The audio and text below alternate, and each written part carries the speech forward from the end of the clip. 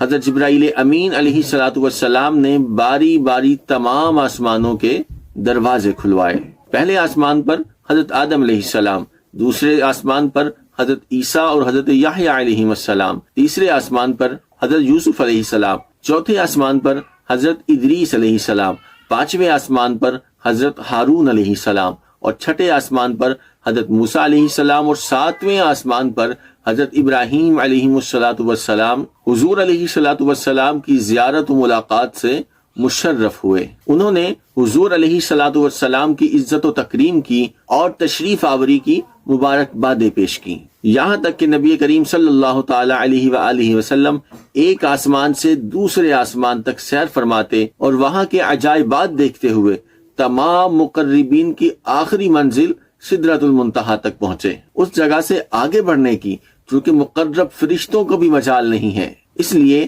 حضرت جبرائیل علیہ الصلوۃ والسلام آگے جانے سے معذرت کر کے سدرۃ المنتہا پر ٹھہر گئے۔ پھر مقام قرب خاص میں آپ صلی اللہ تعالی علیہ وآلہ وسلم نے ترقیاں فرمائیں اور قرب اعلیٰ میں پہنچے۔